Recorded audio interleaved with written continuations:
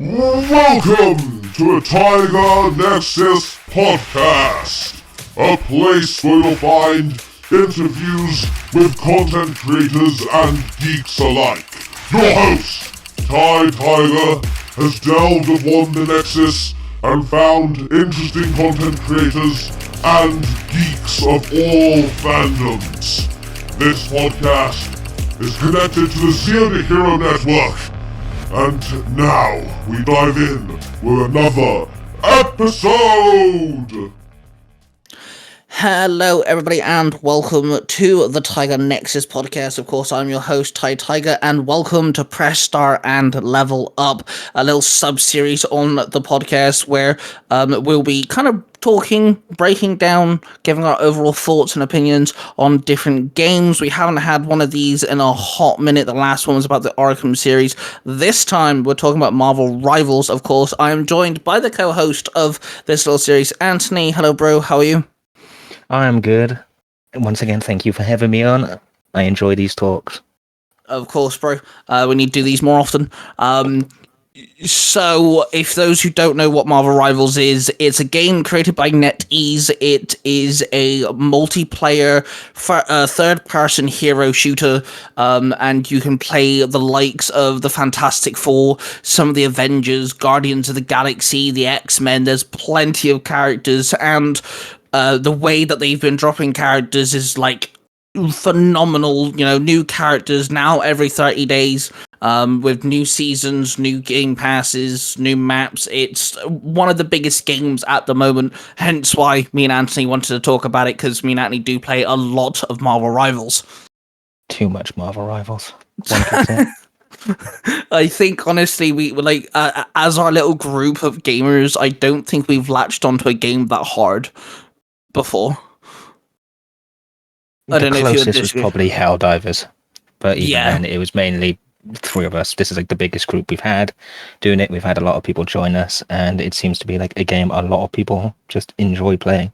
Yeah, I've got my Three Ranger Bro companion, my Parabatai cosplay District 7, actually playing it. He's got his wife playing it.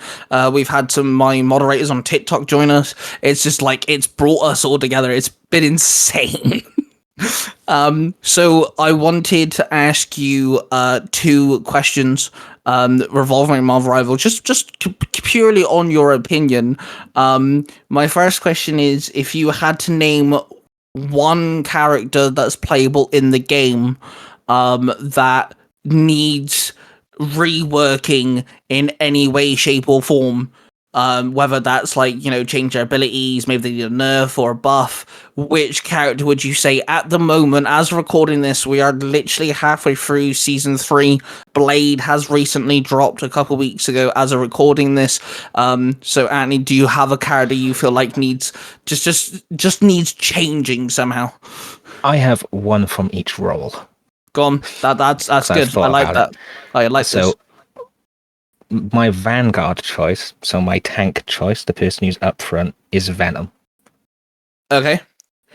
The only thing I want to see different on Venom really is his main attack get changed, because at the minute it doesn't feel like I'm playing Venom. It feels like I'm playing a guy with a burst fire rifle who's just really, really big. Yeah, no, I agree. He doesn't feel like Venom with his main attack. No, I completely understand what you're saying. The rest of his kit is, like, I think is pretty decent overall. It's not too powerful. It's not too weak. He's got quite a lot of survivability, but just overall, I don't feel like when I'm like attacking people, I don't feel like Venom, and I don't feel like a threat on the field. Yeah, no, I know a lot of people think he's like really good, but just personally to me, because I will say I think every hero is viable in some way though. Oh yeah, definitely. But no, with Venom, I think that's actually the main reason why I don't play Venom, is because I can't get around his main attack. I can't get around you know, it's his tendrils that lash out, you know, in a rapid fire. But it's just like, it doesn't feel good to play. No, at minimum, I'd want to see them like they do with Mr. Fantastic, where the hitbox lingers, so you don't have to be as accurate with Venom. That's like yeah. at minimum I'd want to kind of see, but at the minute he just feels weird.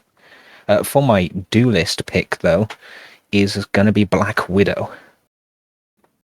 She is everybody I watch, and a lot of more professional players say Black Widow is probably the worst duelist in the game, mainly because she's mechanically difficult. She's probably the hardest mechanically to play.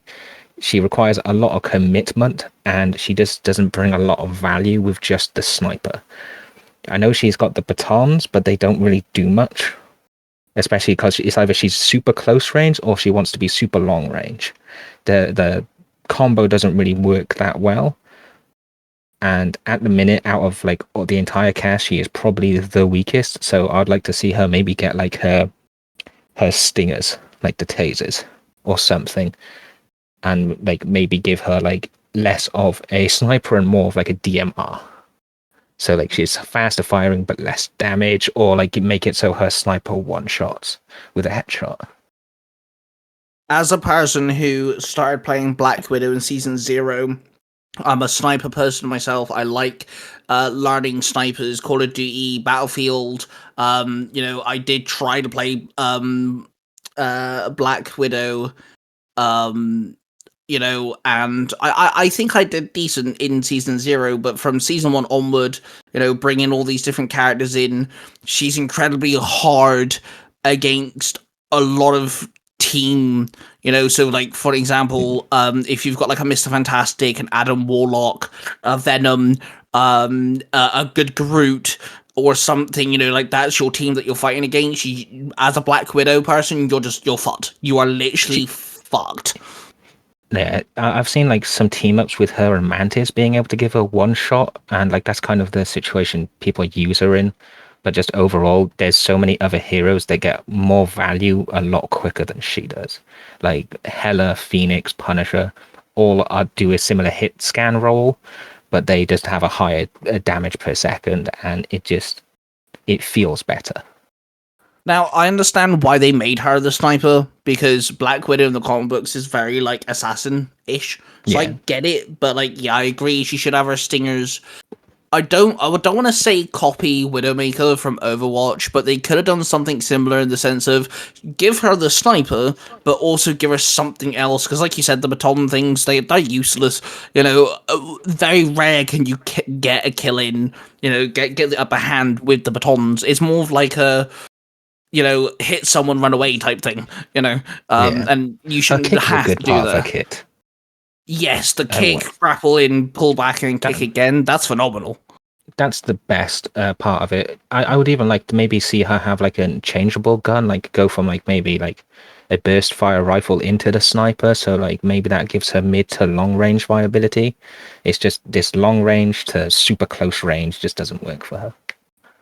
Yeah, I agree. As someone who loves sniping, and I really did enjoy Black Widow, I've kind of leaned away. I'm more into Hawkeye, playing as Hawkeye now.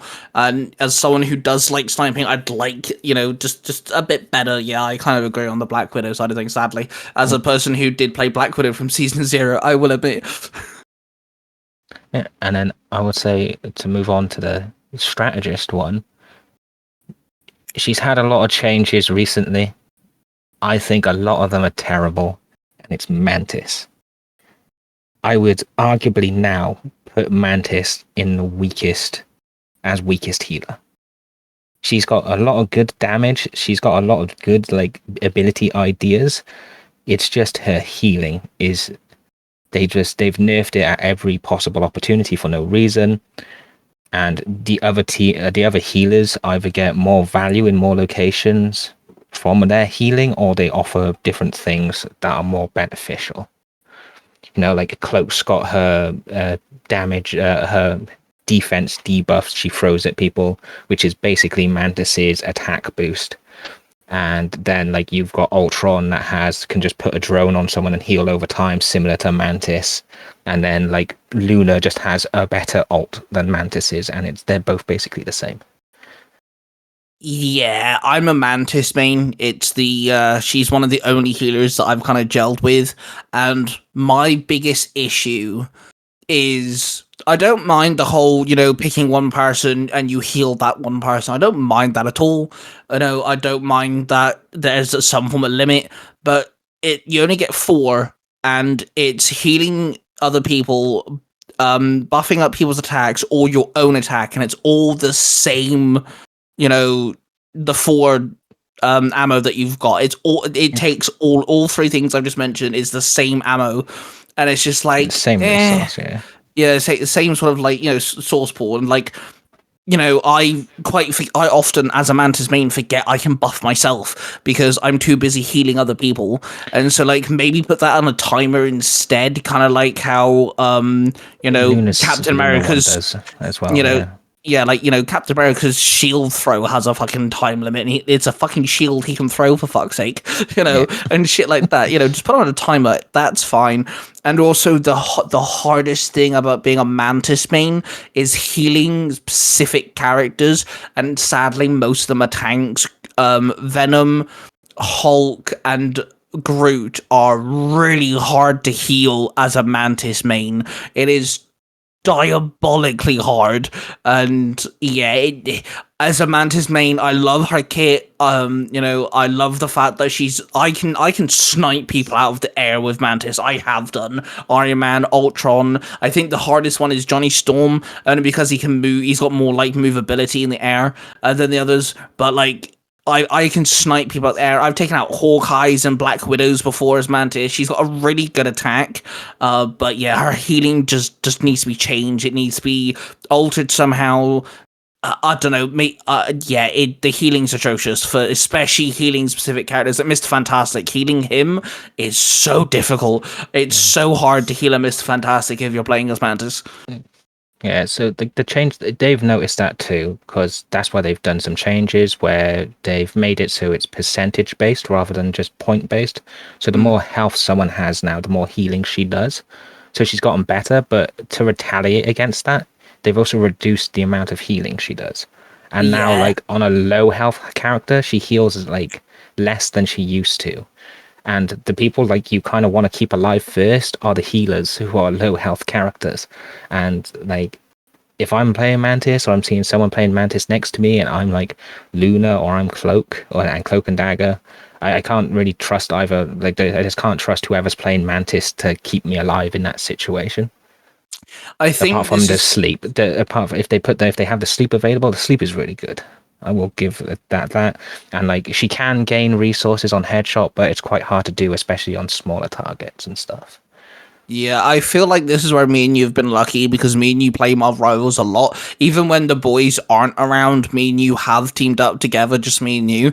And so we have that communication ability. So if let's say I've got a challenge where I have to heal, and obviously I'm going to be Mantis, you'll jump on as Rocket or Cloak and Dagger or something, and we can bounce off each other. I can go, hey dude, back me up here a second, and shit like this. We have that communication ability, but not everyone does play with people, or and stuff. So it does kind of break that if you don't have people to play with. Yeah, definitely.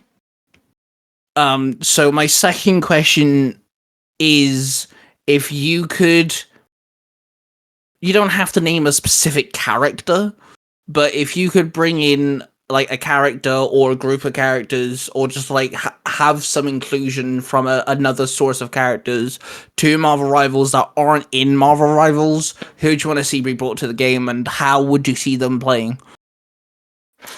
Oh, from another franchise. It could be different franchise. It could be a different group in Marvel that we haven't gotten yet. It could be you're the type of person that likes his different vibes and different universe. We spoke about the Spider-Man Noir TV show, maybe something from that sort of thing, because then it's completely different.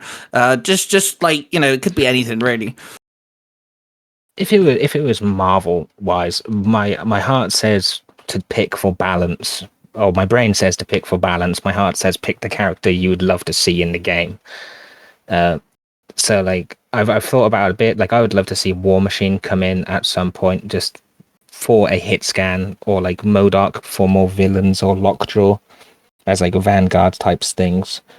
But then I would also thinking about that. If I wanted it from someone else, I think as a Vanguard, having Renaissance Vulture. I love the first appearance in the animated Spider-Man, Yeah, where across you the see Spider-Verse, yeah. where you see Renaissance Vulture is so cool, and I think it would make such a cool Vanguard. That's like you wouldn't really like see otherwise.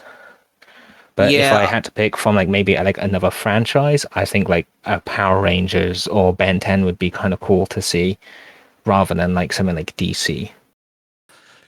so I think I'd have to say Inhumans because that's the one group of characters we don't have anything from yet, and we have characters Oh like yeah, Black Bolt, Medusa, Crystal, Lockjaw. They're all Inhumans. They could work in many ways. They're the one group of characters that's pretty big that we have no representation of. I'd love to see some villains from different universes, so like Noir or 2099. I love the Hobgoblin from 2099. He's got a winged like fiber mesh suit. He's like navy blue and gold. I think he'd look really cool, and some of the skins could be really interesting. And then if I could bring in a character that isn't Marvel related, I'd have to say Invincible because Invincible has had a comic book crossover with Spider-Man before. So Yeah. that'd be really interesting to bring in just Invincible. He came into the Marvel universe. And in the Invincible comic book, it's literally he enters, crashes into Doc Ock, and then he gets pulled back in. But in the Marvel comic books, he has a whole comic book issue with Spider-Man, and he meets the Avengers and stuff. I think that'd be like quite interesting because that's technically comic book canon. So like that, I don't mind if they ever said, "Look, we want to bring in other characters," as long as they've had some like collaboration with Marvel before. I'm not gonna Marvel hate it. representation. Yeah, Yeah, that I like think that's like the bare minimum. I would yeah. probably also agree with, because I personally I wouldn't like, if I had to make a stand on if we get them or if we don't get them, I'd rather not have them, because I'd rather keep two just Marvel. Something else they could lean into as well is there's a comic book run called Infinity Warps. That's a warps with a PS on the end. And basically in that comic book, Gamora has the same idea as Thanos. But instead of wiping half the universe away, she folds the universe in half. So it fuses everybody together, and the weirdest combinations they've ever come up with. So, like, it's Arachnite, which is Spider-Man and Moon Knight combined together, and Iron Hammer, which is Thor and Iron Man together, and things like this. If they ever wanted to lean into, like, the Infinity Warps character, kind of, like, give us a character that, you know, is a combination of two different characters in one, but their kits are different. That'd be so sick. I'd be very happy with that. Yeah, so I'd also agree. Like something that way would definitely be very interesting to see, especially if they did it themselves. So, I'm not sure if you've heard it, but recently it's come out that Marvel have given NetEase permission to make their own original characters for the game. So they haven't said that they're going to do it, but they have been given permission. So something like that as well. And my take on that is they might not be like a original character for Marvel, but maybe like a new unique twist on a existing character would also be interesting. Yeah, that'd be pretty cool. And like, I'd also like to see, because Marvel Rivals is playing off the storyline of Doctor Doom is at war with Doctor Doom 2099, and Galacta, which is Galactus's daughter or related somehow. It depends on which comic book you're going with. She's kind of like the overall like watcher of this. And because it's the multiverse, and, you know, technically speaking, if you look at the lore, you know, Captain America doesn't wake up until 2099, Black Widow's from 2099, but each character is different and unique anyway. I'd love to see, you know, you said, you know, kind of take a unique twist and stuff. There's so many, like, characters that they could do something with. And the funny thing is, mentioning that, some of these characters can do things they've never done. Like Jeff the Land Shark, he's one of them. He's the biggest one. Jeff the Land Shark in the comic books only had abilities for a short period of time because he swallowed a really unique and rare magical crystal, and that's the only reason why he had powers, is because he had something in his stomach. in comic books he doesn't do anything, but in the game he can heal, he can make bubbles that heal, and he can dig underground. He can swallow like 6 people at once. He can't do that. So it'd be really interesting to see if they did come up with their own character or like their own take on a character. What sort of random ass things are they going to be able to do? Yeah, because we've already seen them do like skins for like things. Like we've had 2099 versions of like Spider-Punk and stuff like that. Which, and they've done their own Demon Days characters. Like Penny's design, I think, is their unique take on Demon Days and stuff like that. So seeing them do that, but maybe make it a character would also be interesting. I would like to overall see more villains, because every time Galactus says pick your hero or villains, all I think is the only villain, like true villain here who's remaining, is kind of Hela. Yeah, because we have Magneto, but he's not really a villain, let's be honest. Loki's now the god of stories. He actually hasn't been the god of mischief in years. Then there's also Hela, but like, that's kind of a very iffy pond, if you will. There isn't actually like any proper villains. I think villains should be their next sort of like idea. They've given us the Fantastic Four, Emma Frost, and Ultron. Ultron technically is a villain, but he's also a good guy in Marvel Rivals universe. It depends on which like side he's technically both, so that's kind of like an awkward one as well. And then obviously they've given us Blade, which so far Blade's been awesome. But Blade's an anti-hero. He can't be counted as a villain, so I would like to see them like maybe take the villains for like that are similar to characters people would want to see. Like I know a lot of people would like to see Nightcrawler, but I was thinking maybe have Azazel instead. Yeah, kind of give us like this is the character you want, but we're gonna make him a bad guy. Yeah, or like do again, like because they've been given permission to make their own original characters, maybe make a bad guy version of someone you're bringing in. Like maybe we get a Wasp, and like Wasp is actually, they make a more villainous version of Wasp for some reason. Yeah. Something else I wouldn't mind them doing, because they've done it with skins already, but I wouldn't mind if they did this, is obviously we've had skins from the MCU, and Spider-Man's also got his skin from the Insomniac Spider-Man series, which I'm sure we'll cover that series at some point in this our little series here.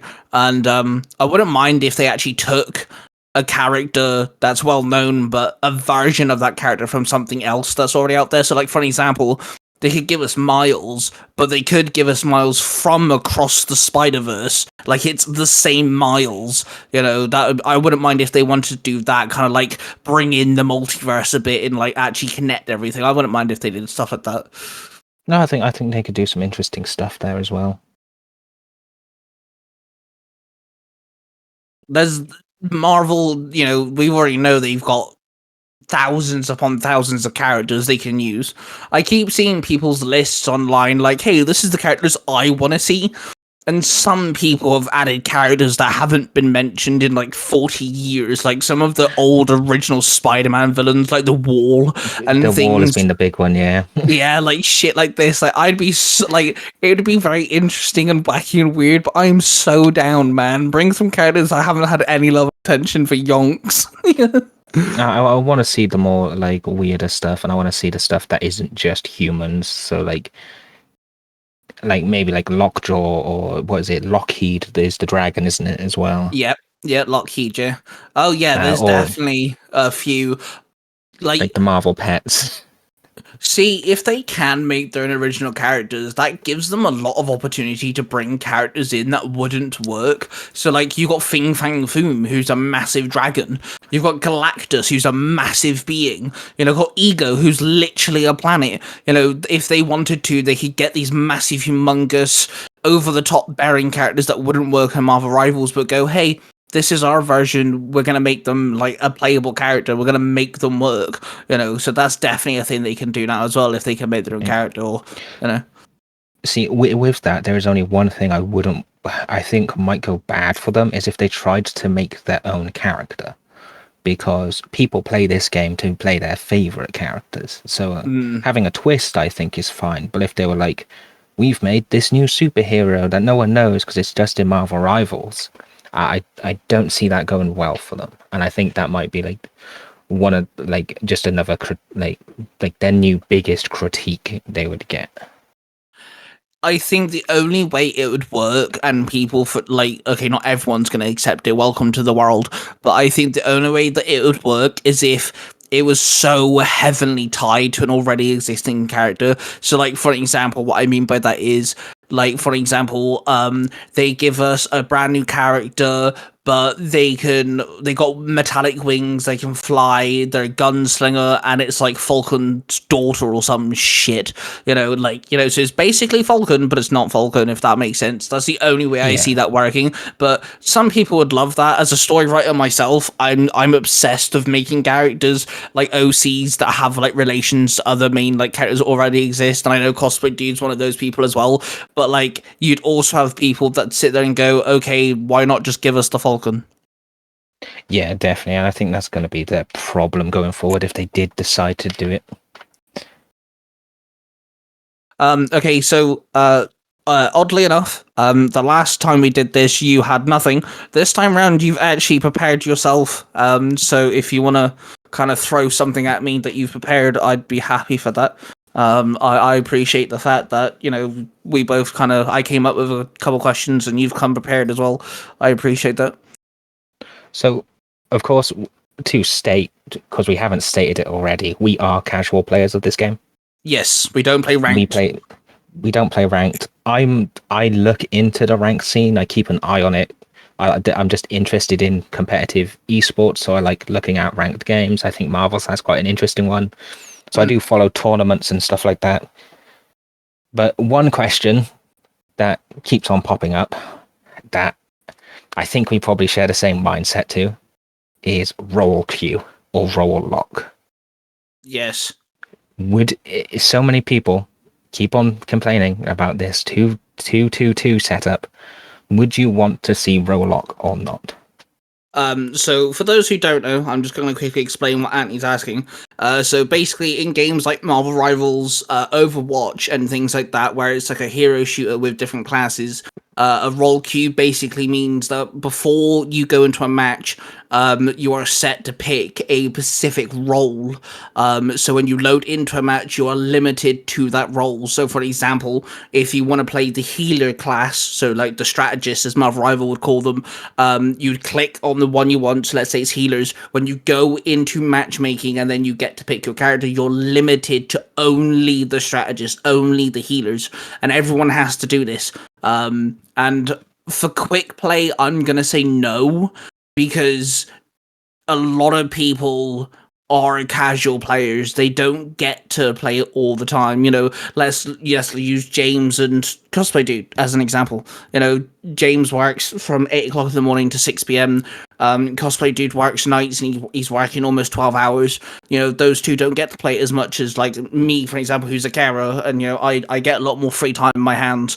You're working in education, you help people, you've got not as much free time as me, but you have free time on your hands and things. So I feel like for those who just want to play the game, let's say a new character drops, I'm sorry, practice range is good to like figure out what the kit is, but it doesn't help you learn how to play the character in stressful situations.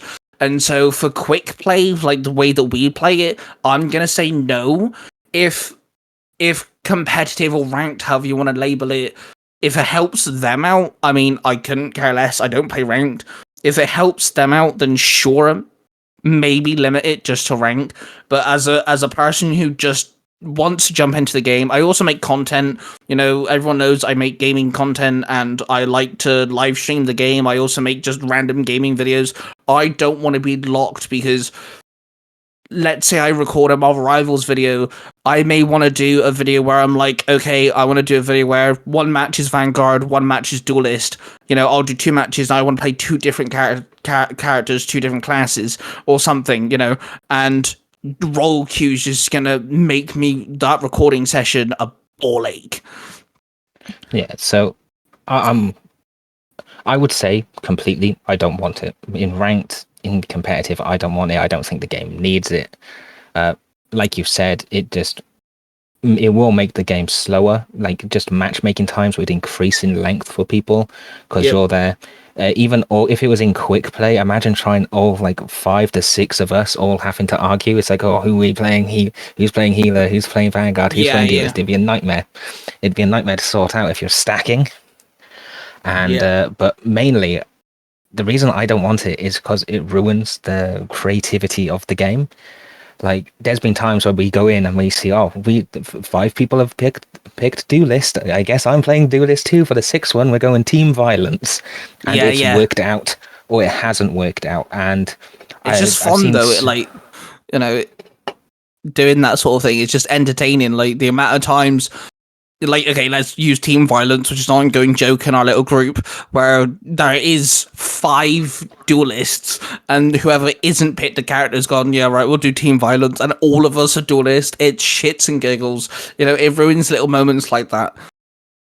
Yeah, and especially like there's times where I'm playing a game and I'm just currently like I could be playing Magic and I'm seeing like Magic isn't working, but I don't really want to pick any of the other duelists, so I'll go pick Magneto or something like that, and then we'll go 3 tanks with 2 healers or something, or even we go 3 healers, or we have 6 healers. I think creativity wise, it brings out a lot of fun and like a bit of element of chaos. And I think if people are going to go around complaining that you're not playing 2-2-2 comp, like you've seen, like you've had chat turned off, but I see it in the chat, it's like, oh, someone go healer, and they're currently playing duelist. I think it's up to them to go healer. Yeah, and it's like Because if you're the person complaining, it's on you. Well, it's like little things, because in Marvel Rivals, there's certain characters that if you have in the same team, they get a little buff, they help each other out as like team ups. And like there's been times where I've said to the boys, okay, I need to get 300 kills as a duelist, whatever the challenge is. I'll be Punisher. Who's my main duelist? You have said to me, okay, I'll be Rocket. Because Rocket and Punisher have a team up where if Rocket presses circle with Punisher in the team, if Punisher stands in this little circle that Rocket can put down, he literally gets infinite ammo, which helps me out get my challenge done. So you get to be the healer of the team because you're Rocket, but you're also helping me with the challenge. And we've done that several times, me and you. I've said to you, dude, I need, I've got to do this challenge. You're like, right, let me be Rocket, I'll help you out.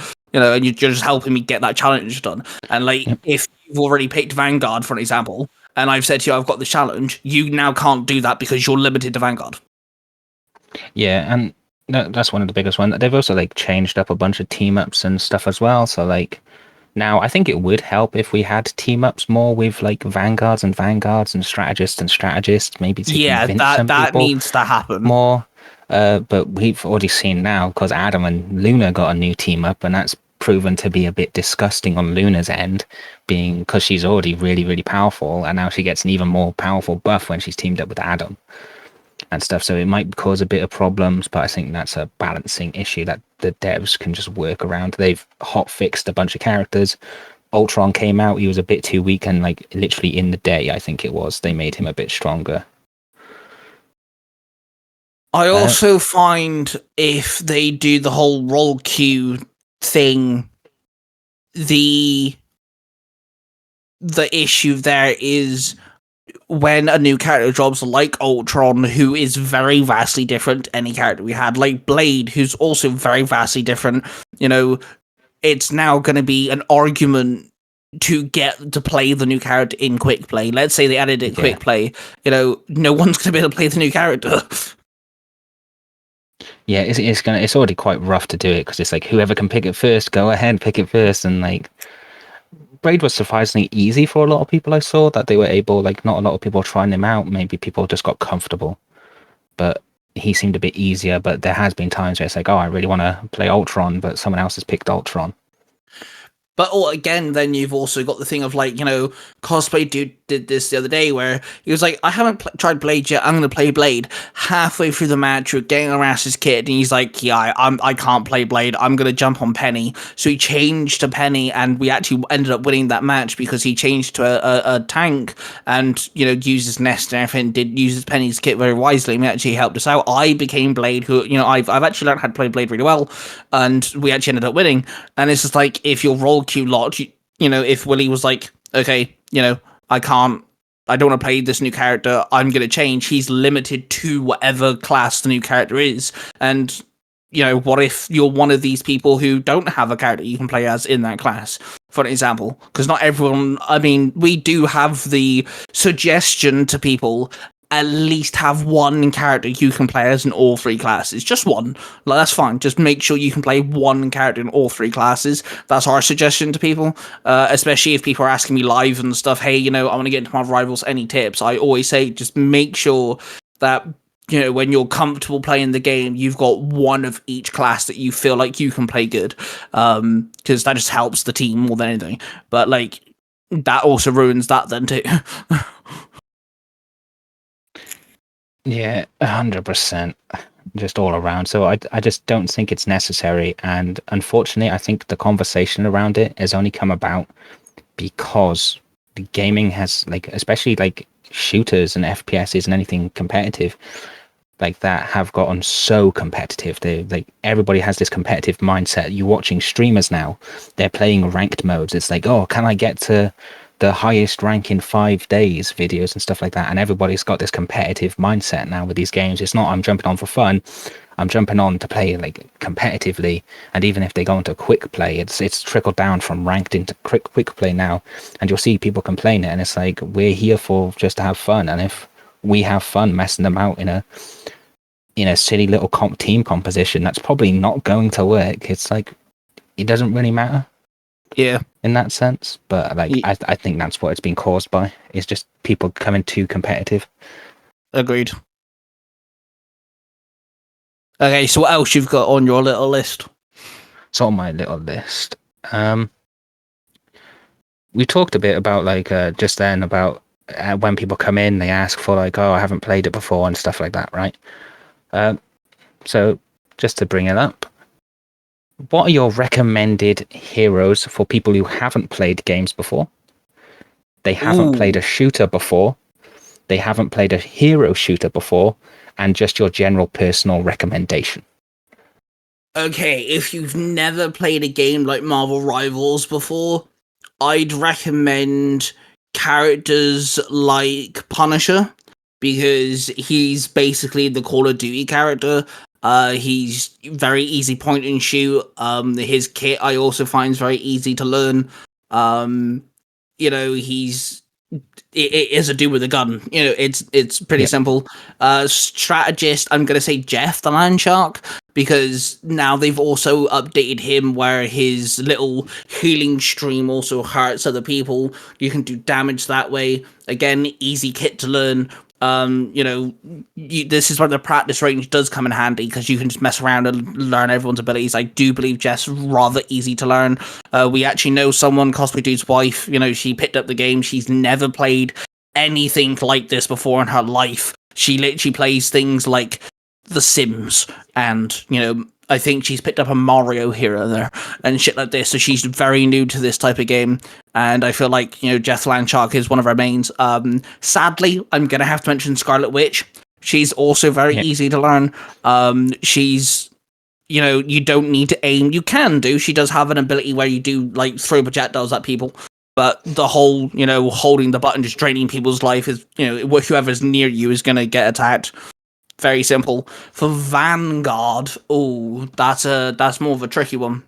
I want to say The Thing, honestly, because his kit is very run in and punch someone, if that makes sense. It's very just close. It's charge. very I'm gonna punch you. That's literally his entire thing. Is that I'm going there, I'm gonna punch you. I'm just gonna walk forward. I have to walk forward. It's the only way I can do damage.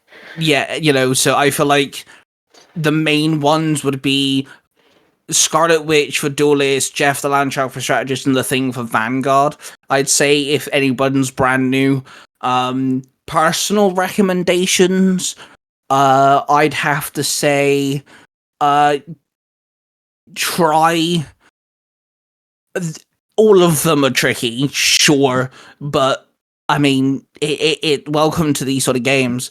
Like a character like Magic or Spider-Man or Black Panther, because those are the type of characters that are very different and unique. Any of the close range characters, they're very different, they're very unique. You may actually find it, I've actually found people who have found it easier to learn Magic and Black Panther over characters like Captain America, over Magneto, over, Cloak and Dagger, things like that. Could be your cup of tea, if you're not into the whole shooting-esque. There are characters that don't shoot. There are characters that do melee attacks, if that makes any form of sense. I'm trying to think of, like, a strategist that I would recommend. I'm gonna say Cloak and Dagger, because I found a lot of newbies, like Cosplay Dude, fun enough, who've really gelled to Cloak and Dagger, because yes, there's two characters and you can shift between the two, but their kits are very basic. Their kits are very easy, and again, you can heal people. You can get player of the game, MVP. You can rank up your character, level up your character. And all that sort of stuff via healing and things. I feel like Cloak and Dagger is one of those characters that would I feel like a lot of new people seem to gel with. It's a very common pick for new people to pick Cloak and Dagger, I've found as well.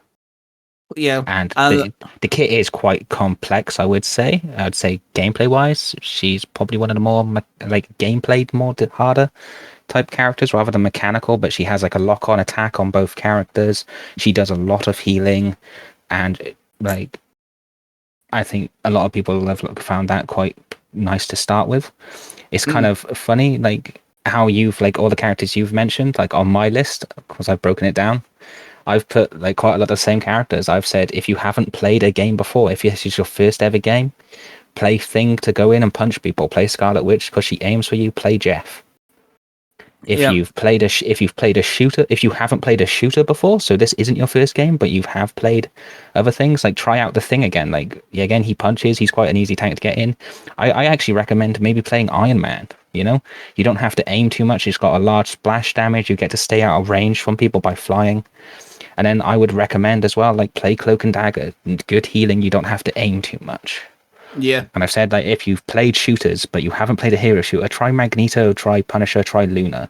They're all, like, they have shooting projectiles. They're quite similar in that way. Again, like you said, Punisher is the COD guy.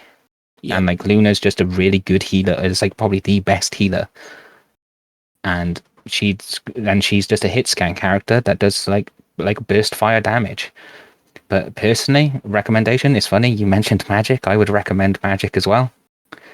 I've said here I would recommend Strange as a tank, because I think Strange overall has been decent throughout. His kit is fairly simple, but he has a really powerful kit, and people should learn how to use his teleport. It's like everybody dies, maybe someone jumps on Strange and teleports you back to point, so, like, then you can have that one last fight to see if you can't win. And then my final pick is Adam for healer, because, like, I feel like Loki's a bit too hard to recommend to people, but Adam is, like, he doesn't play like the others. He's got a bit of hit scan, but his healing's still, like, quite easy to use. Yeah, I totally agree with Adam. Iron Man's actually a very good shout, to be fair. I actually agree with Iron Man a lot, because Iron Man is one of those characters, again, with the close range, he plays differently because they're in the air. There's a few characters that are aerial, that do air combat, and, having that really annoying character in the sky can actually tip the battle in your favor, depending on how you play. And Iron Man's one of I think the easiest one to learn, because, like you said, splash damage. His ultimate can wipe out a team if you time it right. You've got the whole upgraded mode, where he upgrades himself for a short period of time, which does extra damage and things like that. And then Doctor Strange, honestly, I didn't actually think about Doctor Strange, but the way that you explained it, I kind of see your point. Yeah, I feel like Doctor Strange is definitely one of the easiest tanks to learn if you don't want to go in and punch people. Yep, he can fight from range. He's got a really good shield. He has a fly if you want to fly around a bit, and just his teleport. I think more people need to learn how to use it, because it can do a lot of interesting stuff for you. And just in general, if this is just my personal recommendations.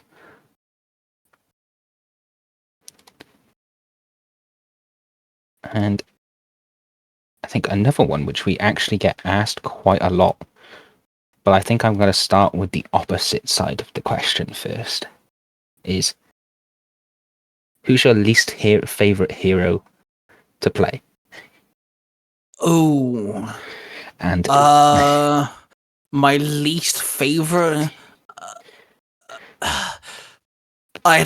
Only because I haven't taken the time to play, and I'm sure if I did, I more than likely would like them. But it's gonna be Groot, I think, because I don't know. I find it very hard to gel with Groot's kit. I guess I panic too much. I don't know, but I'd say Groot is my most like the one character I'm just like, nah, bro, I'm good. yeah, playing Groot myself and learning Groot and seeing other people try to learn Groot, sometimes it feels like you're again like when you have a bad Groot, it's a 5v7. Yeah. Because he just blocks everything you're doing. He's like blocking your shots. He's blocking your healing. He just causes absolute chaos. As a Punisher, Winter Soldier, and Hawkeye main, there have definitely been times where we've had like a person learning Groot or like a person playing Groot that isn't that good. And I'm like, dude, please get out of my fucking way. I could have killed easily 2 to 3 people if you did not put that wall up. Yep. And unfortunately, like when you see him get played at a high level, Groot is phenomenal at a high level. And what people do, they trap people in the walls, and that requires it getting placed. But you miss that, and that person has got saved by your own walls you've placed. Yeah. So I would agree there. We've mentioned him before, but Venom, he's just not on mine for me. I think he's probably my least favorite out of them. Out of them all, I think everybody's viable in some sense, but just I don't feel like Venom. And because we started with the opposite, then we'll now go to the true question that we get asked constantly. Yep. Is what's your favorite hero to play, and which ones are in each category? So who's your favorite Vanguard, who's your favorite duelist, and then who's your favorite healer? I'm gonna bring up Blade real quick because since Blade has dropped, I love playing as Blade. Just the lifesteal is phenomenal. He's really good against certain tanks, certain healers. Playing a lot as Blade, I've learned like Invisible Woman is just don't bother trying to attack Invisible Woman. If she puts up her ultimate, Blade is screwed. But like Blade would have to be a good shout. But like take away Blade, I'd have to say favorite Vanguard is the Thing. I really enjoy just running in, disrupting Punisher's turret, stopping Loki, getting in the way of Captain America. I just love pissing people off as the Thing. It's phenomenal. Yep. He's got yes, okay, he's up right in your face, but he's also got a good way of stunning people, which is phenomenal as well. Like his ultimate you can literally get the upper hand if you can time your ultimate correctly. I'm also learning Thor. I do really like Thor's kit. I'm still learning how to play as Thor, so Thor would be like an honorable mention for Vanguard. Strategist, I'm gonna have to say Mantis. I know that we've mentioned like she needs like a decent update, which I truly agree on, but I really do love Mantis the way she plays. I just feel like her healing. I just think she needs a little bit more. If they could just change her own buff to its own timer and then make it so her healing just a bit better in some way, I feel like Mantis would be a beast. I absolutely love the fact that I can snipe people as a strategist. That just makes me laugh, especially when like it's a good Black Widow or a good Hawkeye and they're like in the distance sniping people. I'm just like pop, you're dead, and I'm a Mantis. It brings me joy. And then for Duelist, I'm stuck between Punisher and Winter Soldier. I love both these characters. I love like we said, Punisher's the COD guy. He's the dude with the gun. But I like the fact that he can summon a turret and sit on it, and you can mow people down. You can get in the way of certain people's ult as Punisher. The amount of times I've disrupted a Scarlet Witch's ult, or like a Magic's ult, or the Hulk's ult, just by like mowing them down with the turret is phenomenal. And his ult himself, if you time it right, you can wipe out people, a whole team even. The moment I hear a Punisher, though, I'm just protecting as a healer. I'm protecting them because it has so much value. Yeah. Like I've noticed that when like I said, when I'm Punisher, I've noticed that like you'll stick with me quite a lot, and like quite often I'll get healed by you and stuff. And then Winter Soldier, I just love his kit, man. His guns only got 3 rounds, but it reloads real quick. I love the fact that his little energy blasting he can do has been upgraded to 2 shots now. That is phenomenal. I love that so much. And obviously you can pull yourself into people and get up close and personal for your uppercut. I've just learned how to play Winter Soldier, and he's just a lot of fun. Yeah, you can also his free bullets aren't too much of a worry, because once you use one of your abilities, it refreshes your free bullets automatically. Yep. He can knock the energy ball, knocks people out of the sky. Overall, I think he's just an overall strong hero, and I would say that's and to be fair, early on, season 0 to like season 2, his ultimate was a running gag for us boys, in our little group. So that also brings a smile to my face. Yep. Yeah, definitely. Okay. What about you? It's for me, even though you don't see me play them as often, is Thor for Vanguard. Unfortunately for Thor, he requires someone else to be with him. His survivability has been shot, so I end up playing Magneto a lot more. But I just love playing Thor. I've had rounds where it's like you just become a little demon, just actually just slaughtering through the strategists and the low health characters. You just run in and you just mince them as Thor. I also like how when he goes into his amp state, he's no longer relying on the hammer. But recently, my favorite is his summer skin with the frog hammer, and it just rivets every time you hit something. Yeah, bro. It just brings me joy. That's one of my favorite things about that skin is you hit anything, a table, try to hit one of your opponents, and nothing. As soon as you make contact with an opponent, ribbit. It's so amusing. I would say for Duelist, it's gotta be Magic. I love my Magic. Yeah. I rarely get to play Duelist, because I like to flex, and I do like to play Vanguard. I do like to play Strategist, so I do rarely get to play them. But when I do, I love playing Magic. I have had so many clips of me taking down a flying hero when people are like, "Oh, you can't challenge the flyer," and I'll just launch myself up into the air. And I've done Magic's one-shot kill loop thing she has. I like her tech. She's had a lot to learn. With the teleports, you can not sure if you knew it, but if you teleport and do her dash, you can quickly hit a bunch of people with the swing. Yeah. And you can just quickly cover a massive area just with that one swing, and it's quite versatile. I like the freedom of play with her. And then for Strategist, it's Luna. Luna's the best healer in my opinion. Her kit is amazing. When I play her, she's noticeably stronger than the rest of the cast. Yeah, no, to be fair, that is, I think, when you play as Luna, I feel like all of us, in our group, take a breath, okay, we're good. We're safe. Bit stressful. I would not, she's not on my recommendation list just because of the hit scan reasons. If you haven't played a game before, you're not comfortable with shooters, I wouldn't recommend her.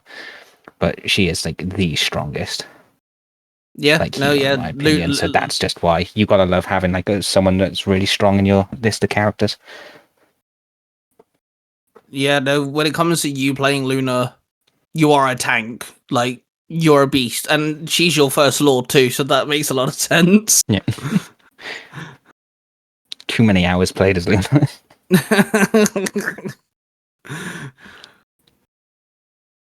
So, anything else on that list that you very actually well done put together? I'm not gonna lie. Yeah, got a few. Had some options. I've liked my least favorite stuff here too, because not everybody talks about the least favorite stuff, so it's good mentioning that. Yeah. But you got to get rid of that first, so we won't go back to it. So back when season 1 was a thing, it was all happy hours, if you remember. It was brand new, everybody loved the game. Season 2 hit, and the community kind of went into doomer mode. They kind of felt bad about the game. They were like, there's something wrong. There's not enough strategists. Someone said the strategist was the easiest role to climb with. So there was people weren't playing healer and stuff like that. as of season 3.5, where would you place the game out of 1 to 10? 1 being devs have created the worst possible experience in gaming history, or the devs have done the best possible experience they could? Oh, that's actually a very good question. I like that. It's weird. I'm being interviewed on my own podcast. But I like this though. This is cool.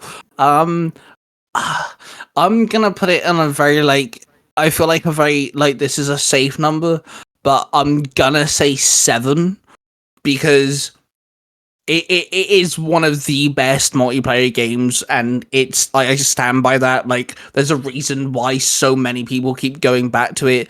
And as a person who makes content on it, I like playing multiplayer games. I don't think there's been such an uprise in a gaming community when it comes to a multiplayer game. I don't think there was a multiplayer game. I don't think I can name one multiplayer game that I've played where everyone that has played it, just uproars about it. Marvel Rivals has always spoken about, whether it's the skins, whether it's the maps, the gameplay, whatever the case may be, everyone's talking about Marvel Rivals if you're in the, multiplayer sort of genre. The reason why I'm deducting 3 points is because there are things that need changing. There are things like, for example, we've mentioned Mantis could change, Venom could change. And the reason why I'm happy leaving it at a 7 is because the devs are trying. They do constantly keep changing the game. They've given us roadmaps and said, look, this is what's happening. They're trying to keep us entertained with the new maps, the new skins.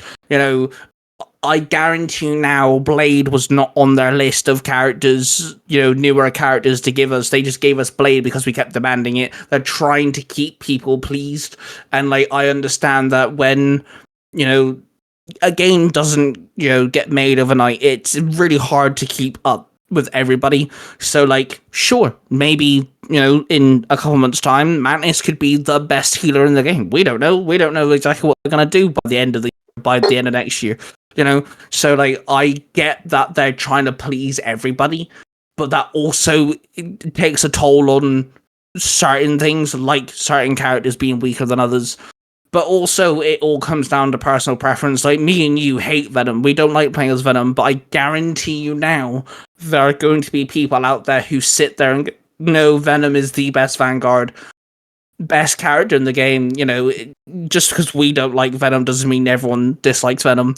And I feel like there's definitely things that could get better. Certain characters could be changed. I really want new maps that aren't fucking symbiote related. Jesus Christ, we have more symbiote maps than anything else. Please give us something else. I've got unfortunate news for you regarding that one. There's other things that we could have, but it's kept me entertained. I want to play. I after this podcast recording, I'm literally going to be playing the game. Yeah. I keep wanting to go back to it, and that's why it's a high 7, because I want to keep playing the game. I want to keep grinding. My Punisher's almost at Lord. I couldn't care less, bro. But because he's close to Lord, I'm like, yeah, fuck it, let's get him to Lord. I don't care about the whole Lord thing. I don't care if the logo, icon's different. I couldn't care less. But because I've played the game that much and I'm entertained and I want to go back to it, I'm like, fuck it, yeah, let's get my first Lord just for the sake of it. Why the fuck not? New skins keep dropping all the fucking time, bro. And some of them are Marvel Rival made. NetEase have made these skins, and some of them are skins that, we know and love from the comic books, from the movies. And something we haven't mentioned, which I have to mention here, one of my favorite things when it comes to the skins is if it's from the comic book, if it comes from a comic book, if you go and look at the skin, it will tell you which comic book issue it appears in. So if you want to see that, that comic book skin in action, you can. And I fucking love that. That is such a good way to get the MCU people, the Marvel gaming people, into comic books. 100%. That's one of the best features, I think. Little features, tiny little details that or in the game is just that, just like we've talked about it before. It's like, oh, where's this person from? Oh, it's from this comic, you know. It's like, and you can always go check it out. They tell you the date when it released as well, so you could realize that, oh, this is more of an older skin, or it's their first appearance and stuff like that. But no, I would agree with you. I would also put it at a 7 as well. I think it does have a little problems. I said at the minute, I feel like they're going a bit too much on the combat chest stuff, and there's a lot of premium content. But then again, the game is free as well. We haven't mentioned that. Like, it is free to play. You don't have to pay to get in. The content is always changing. There's always a lot of new content coming out, whether it's skins, it's events that are coming out. There's the battle passes. And also the quality of the content is either the same that it was upon release, or it's been better, I found. And you mentioned Battle Pass. I haven't seen a game do this before. And again, like I mentioned, people like Cosplay Dude, James, we know people that work all the time. They don't get to play these games as much as we do. If you put money into this game and you buy the Battle Pass, that is yours to keep. As in, it will tell you, look, this Battle Pass will last 75 days, for example. If you buy that Battle Pass, it doesn't matter when that time comes up, you keep the Battle Pass. So you could be into Season 6. If you haven't completed Season 3's Battle Pass and you've bought it, it's yours to keep. And you could be in Season 6 still grinding, Season 3's Battle Pass. And it's yours forever. I love that feature for the people that can't always play the game, for the the ones that do just casually play it, but like the game, the battle passes, skins, and the things you can unlock. I really love that feature. More games need to adopt that. They need to give us the ability to not everyone. I've never bought a battle pass in Overwatch. And stuff like this, because I don't have time. As a content creator, I don't stick to one multiplayer game because I don't want to bore people. I don't want to bore myself. So I can leave Marvel Rivals for a month. I bought Season 3 Battle Pass. I finished it, but let's say I didn't. It doesn't matter. I could leave it for a month and I'd still be okay. For example, my PS5 had to be taken into the shop to get fixed. It took over a month for that to happen. It still didn't get fixed. I didn't get to play on my account for over a month properly. Luckily, I bought the Battle Pass, stuff like that. There are things that get in the way. Life happens, people have kids, whatever the case may be. So, another reason why I put it as a high 7 is because it has those little features that allow you to come back no matter what.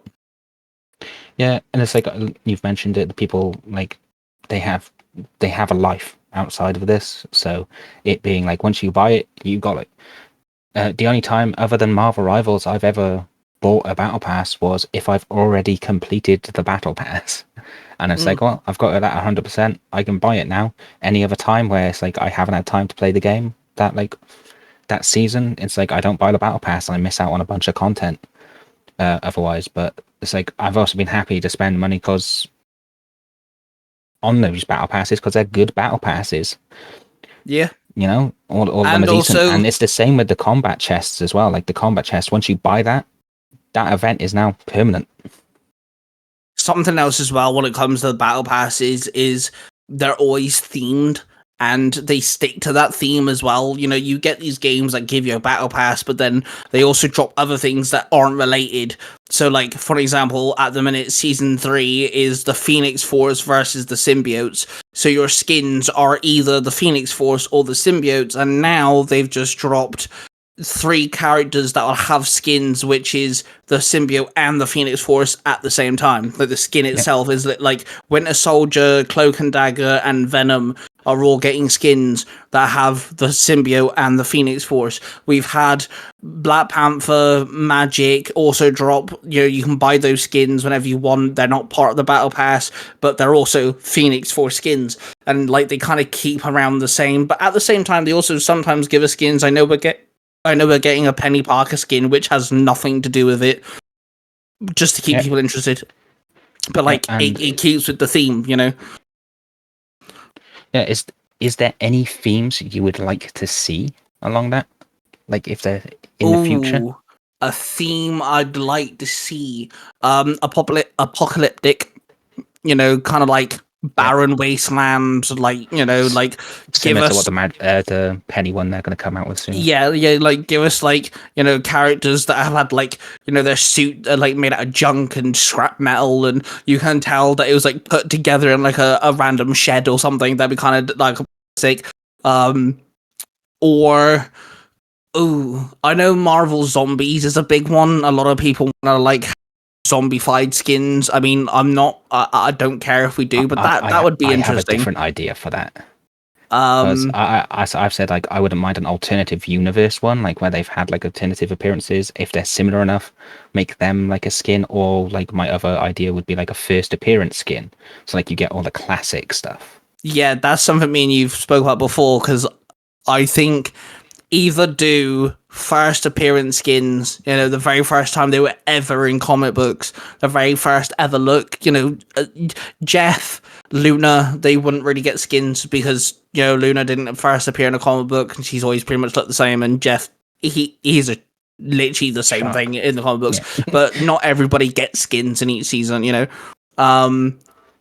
I wouldn't also mind going past 2099, kind of like more into the future, not like okay, we did get the whole cyborg skins with the Ultron thing, but I'm talking like virus. Give us full blown, you know, cybernetic, you know, RoboCap, sort of thing, you know, like that'd be kind of cool. I'm trying to think if there's any more. Oh yeah, Noir. Lean into Noir. We're getting like the Spider-Man Noir series. You know, that'd be really cool if we could get like 30s, 1940s sort of skins for everybody. That'd be kind of sick. It'd also be cool seeing them in like that black and white style too. Yeah, that'd be really cool if we had a map as well that literally was all black and white. Yeah. That'd be interesting. So you mentioned zombies as a theme. Personally, if we were going to do that, I would want, because we've had a few events. We've had the worst one, which was Ultron. Yes. No one can argue with me with that one. We've had, in my opinion, the best one, which was Clone Rumble, where you can all pick the same character out of a limited pool. But if we are going to have zombies, I'd want a zombie infection mode, like an event for zombie infection, and then that's where you implement the zombie skins. That would be sick, yeah. That'd be very cool. Yeah, the Clone Rumble brought people to that game as well. I've known there's a couple like content creators I watch who literally picked up Marvel Rivals specifically for that event, and now they're hooked on Marvel Rivals. Yeah, Clone Rumble was good. I feel like Clone Rumble could be an event that they drop like once a year or something. Yeah. So they've mentioned their new game mode as well. It's called Resource Rumble, and the current leaked idea of it, so I'm not sure if it's true or not, is that it's going to be a PvE mode. What do you think of that? I think a PvE mode would work. I think it'd be a very good way to learn how to play a character, because you're still in that, you know, hectic, oh my god, I need to kill people, I'm gonna die sort of like mindset. You know, like kill or be killed type mindset, which quick play and rank give you. But it'd also be, you know, you're not limited to fighting only 6 people. You know, for example, let's say you first picked up the game and you're like, okay, let's learn one of the harder characters like Spider-Man or Loki, for example. You know, I feel like a PvE mode would work because you can still level up, you can still get objectives done, you know, maybe there's challenges you can accomplish during this, but it'll also be a good way to learn, you know, without somewhat pissing off everybody. I feel like it all depends on what the PvE mode is. Like, Overwatch did a PvE mode, but it got really repetitive really quickly, and it got boring after like 3 rounds of it. So as long as it's not like that, where like by the time you've done 3 rounds of this mode, you're like, yeah, I'm done. I feel like as long as they do it right, which to be fair, they've given us like 4 events so far, 4 modes, I think 4 modes, and only one of them's been absolutely diabolically shit. I feel like I think they could do a decent PvE mode, yeah. Yeah, I think it's going to be interesting anyway. It might not be. We only know the title of it from their content map. But it would be interesting. I do think the game needs a new permanent mode, because the last one they added was Doom Match, which is you versus Everyone. what 11 other people, I think it is, and it needs something else to keep more people invested. Because right now you've got the what is it, domination? Did they call it domination? But it's like you capture the point. You've got convoy where you push the point, and then you've got convergence where you capture the point originally and then you move an object. So they just need something. And I feel like maybe a PvE mode might help with the casual player base. It probably won't affect the ranked player base and they'll get mad at it. But for like the casual player base, I think it would add something else to do. Yeah, I feel like we need a new permanent mode. And a PvE mode would work really well. Like I said, learning a character, maybe there's like, especially if it counts for challenges. So like, let's say one of your challenges is to deal like, 10,000 damage. PvE mode would be really cool if that counted to that, because you could play maybe, as what, let's say you main Punisher or main the Thing, a character that can deal a lot of damage. You could get those challenges done quicker and focus then on like the harder challenges that maybe you're not really that into, or like you're gonna find like it takes longer for you to do. So that'd be kind of cool. Yeah, definitely. I think that's the case. That should be the case, because right now the only things you can do it in is in practice versus AI, which some people like doing because they don't want to deal with the social aspect of an online game, or like you gotta play quick match or ranked, which are, again, you're just in all three, you're playing the same thing anyway, just against different types of people. Yeah. And to lead on, because we've talked a bit about some of the skins, how do you think the premium content has gone, or like the paid skins? I mean, I know you've got quite a few of them. I've picked up free currency to get some, because I don't think I've paid any money at the minute to the premium store. I've only paid for the battle passes, and that's gotten me enough to get stuff from that store. So, but like, I'd like to be interested in knowing like how you found it's gone. Do you think it's been too much? Do you think they're too pricey? Do you think there's not enough? I feel like my biggest issue with the whole premium skin thing is, they'll drop 2 skins at a time. You can get them for like the first week. You can buy them at the same time for like a reduced cost, which is great. But then when they get just put into the store then as normal skins, the issue there is you can get the Fantastic Four, the Guardians of the Galaxy MCU skins, the main 4 ones, so that'd be Star-Lord, Mantis, Rocket Raccoon, and Groot. You can get all their skins as a bundle. We don't have any other main bundles. They haven't done that for anything else.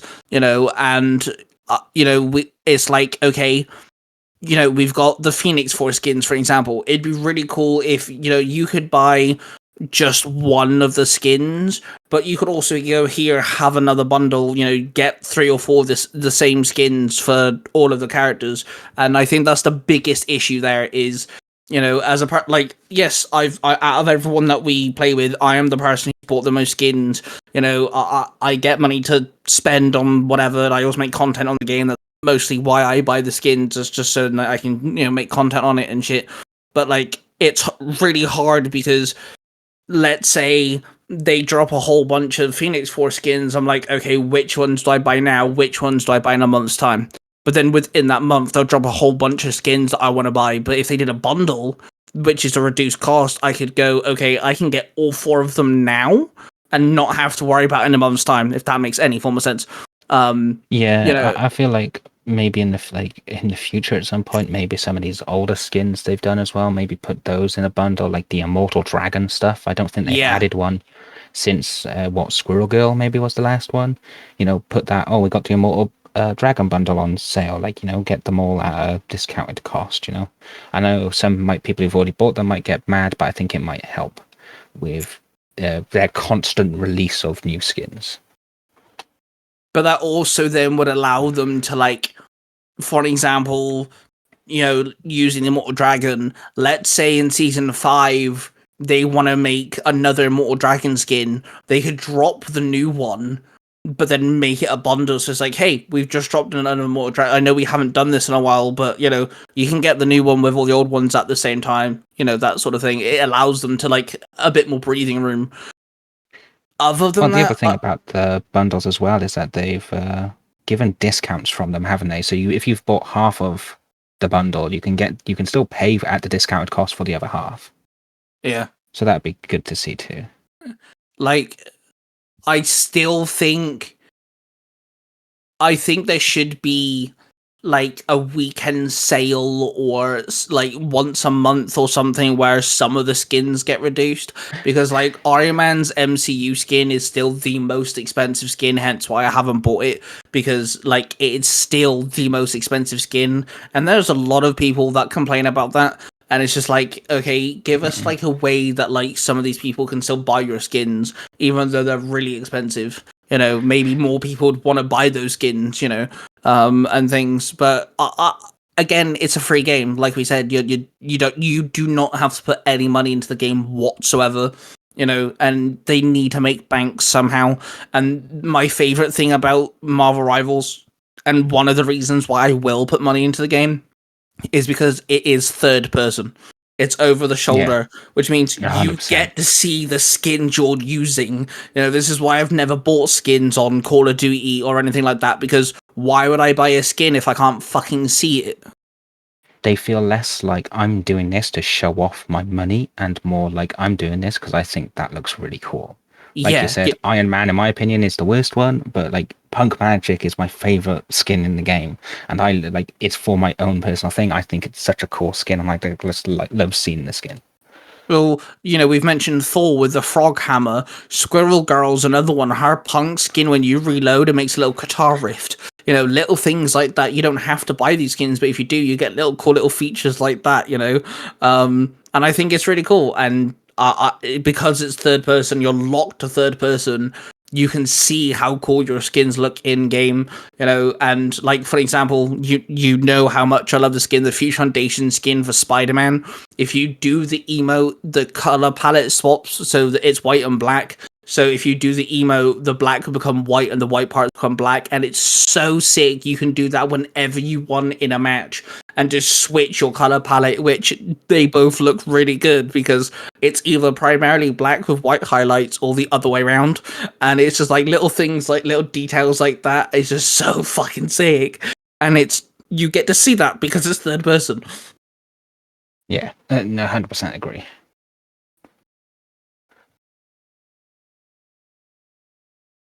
And I think, because I'm not sure we want to go into the whole balance thing, because balancing is a whole thing for ranked people. Let them talk about it. Well, to be fair, when it comes to Marvel Rivals, I feel like this has to be a game we revisit in the future. Like, maybe like in the beginning of next year. Time. Yeah, well, we can revisit. We're in season 3 now, so maybe by the end of the year, maybe we can revisit this and see how much the game has changed from now. And see what the new characters are like. And this episode's already gone on for almost an hour and a half, so I'm happy with that. My last question to you, I have 2 last questions.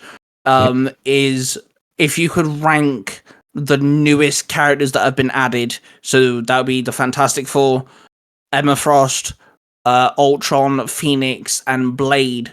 How would you rank them? So you've got 8 characters there. How would you rank the new additions? As personal favorites, or do you mean, in my opinion, which one is stronger? Or I'd say your personal, like, in your personal order. Personal order. First off, Emma and Phoenix. Those 2. I love playing Emma. Emma's great. I love playing Vanguard. And Phoenix, I've just really jived with her moveset. Overall. Then I think I'd probably put Blade then, because I think his kit is good. I think he's not too strong, not too weak, but I think his kit is quite fun. He's got a nice mix. So I have played him a few times. I do like him. Out of the Fantastic Four, it'd have to be Thing, Invisible Woman, then Torch, then Mr. Fantastic. In my opinion. Out of those. And then that would put Ultron as last then. Oh yeah, I forgot about Ultron. Put him by Emma Phoenix. He's third. Ultron. I completely forgot he was there, but I have enjoyed playing Ultron. I forgot he was new. He's my least played healer at the minute just because he is new, so like I found I've been playing tank more recently, so yeah, I think, you know, your ranking's pretty solid. For me, I'd say your Fantastic Four ranking's the exact same for me. I feel like The Thing and Invisible Woman are my two most played Fantastic Four members out of the four. I've seen a lot of people play as Mr. Fantastic, and I've seen a lot of people gel with him. So like, I'm glad that, like, you know, the Fantastic Four got some, you know, actual usability for people. I love that. The other four, I'd have to put Blade first, Emma Frost, Phoenix, and then Ultron. I love Emma. I think Emma's an absolute dick. If you know how to play her well, you can be a cunt to people. And also she's a big anti-Blade as well. If you're Blade and you're going up against a good Emma, you are screwed.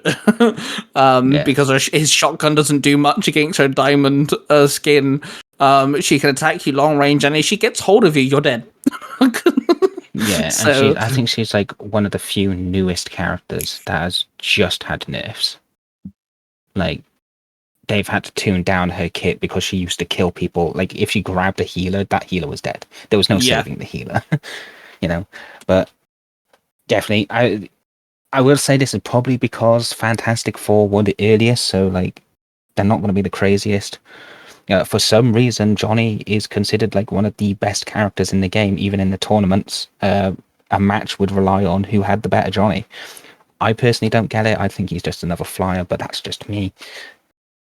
But definitely, Emma first, Fantastic Four last, with Yeah, fair. Mr. Fantastic being the last. And then my second question is, do you think alternative color skins should be locked behind a paywall? I don't mind the system they're currently doing. Currently, for people who don't know, is they require a different type of currency, which you can buy if you want, but you can earn it in the Battle Pass. And I think just adding that to the Battle Pass has been fine. Overall, I don't see a big issue with it being like that. I wouldn't want to see them being like, oh, here's Red Mr. Fantastic, and he's a tenner, and that's the only way you're going to get him is by spending that currency on him. So I like the way they do it. Yeah, I like the fact it's been added to the Battle Pass, you know, so then like it gives you something else to earn in the Battle Pass, but then you also feel like, hey, I've got this, I can get an alternative color. So what about the... Just because you mentioned, it kind of reminded me, every character gets an alternative base skin. So obviously, like for Blade, it's his main skin, which is the black cloak, but then his alternative color is the gold, white, and blue. What do you think about them being locked behind a paywall? See, them being currently locked behind a paywall, I would like to see them get added to the current system. Like with the new, like, I can't remember what they call them, the currency, but the new color changing currency, I'd like to see them get added to that now. They have been under units, which you can get for free, technically. But it's like 600, they're a bit pricey for a Bree color as well. I wouldn't mind it if like each character had like the same skin, like their base skin, but they had two colors just to go off the bat. So when you get a new character, you know, you could be like, for example, let's use Blade because he's the new character here for a minute. You could be base Blade, which is all black with a black cloak, and he's got stakes and stuff. But then his gold, white, and blue skin could also just be played straight away. I wouldn't mind that because then it kind of gives the people that don't put money into the game, you know, and stuff like that, just something to use. That's fine. But yeah, I mean, I see what you mean by the whole like adding it to the color variation thing. Because But- currently, I think you can only earn one recolor. I think with the battle pass currently, I might be wrong. But Fair. the other thing, I would like to see them remove recolors from the battle passes now. We've had a few. The first, I don't think the first one we had one, unless it was Punisher. Punisher's Thunderbolt might be a recolor technically. But we've had Moon Knight has had a recolor, Penny's had a recolor. You have Magnum, Gold, Adam, and Panther in the newest one. And they're just Those skins are horrid, and painful. I would rather them drop those out of the battle passes and have something else, especially since like they're like £9.90, isn't it? £9.90? Yeah. Or like it's £10 to get the battle pass basically. I feel like if they wanted to keep them in the battle pass, I feel like they should change it. So the combat chests, there's always one skin that you can unlock even if you don't buy the combat chest. I feel like those are the skins that even if you don't buy the battle pass, if you get to those pages, you can unlock them anyway. Like if they really want to do that. See, I thought that was the case, but I had a look at the battle pass and the white and gold Black Panther and white and gold Adam are premium. Yeah, it's Rocket that's the free one, and I think it's Groot that's the free one, which are really cool skins. Yeah, it's always page 1 and page 5, I think. Yeah, so is it page 1? Because page 1 had immediate unlocks. Oh no, yeah, it's Squirrel Girl, isn't it? Yeah, Squirrel Girl's like an immediate unlock. I don't think she's free though. But yeah, I feel like the free skins in the battle pass, like let's say you don't buy it, but you get to like page 8 or whatever. I feel like they should be the skins that, if they really wanted to give us recolors, they just get them anyway. But yeah, well, I'm gonna say thank you very much, of course, for jumping back on with me and chatting more video games. We are gonna make this more of a thing because I do like chatting with you about video games and everything. And it's just a fun time, and I appreciate it. Definitely. Came more prepared this time. Yeah, you honestly, I will Last say time this. I forgot everything. I was gonna say, I will say this. Thank you very much for coming prepared. This was actually like very cool. But there's definitely a lot of topics we could continue going on about. But like Marvel Rivals is going to be around for a while. I suspect we'll probably end up talking about it again. Oh yeah, definitely. Well, this is a returning type of episode for sure. We'll have to like revisit Marvel Rivals in a couple of months when we've got new characters, new maps, new whatever they come out with. But anyway, thank you guys for listening. Of course, if you're on the podcast platforms, do follow us and rate us, whatever. I still don't understand how that works. If you're listening to us on YouTube, don't forget to subscribe to the channel, and in the comment section, let us know your favorite Vanguard, duelist, and strategist if you play the game, and your worst Vanguard, strategist, and duelist. And of course, we'd love to know what characters you want to see in the game, because there's loads of characters they can add. And with that being said, of course, we're passionate, buddy. We love you all, and we shall see you guys in the next one. What you have just listened to is a product created by the Three Ranger Bros Studio. Hosted by 3 cosplaying fathers who happen to be massive geeks of all sorts of fandoms. They are Mark, the Red Cornish Ranger, Cosplay Dude 637, and Ty Tiger. The studio covers different types of YouTube videos, TikToks, podcasts, and live streams. If you wish to find out who cosplays who, the YouTube channels, the TikTok accounts, and the podcasts, and all of the other social media platforms, please go to the 3rangerbrostudios.com.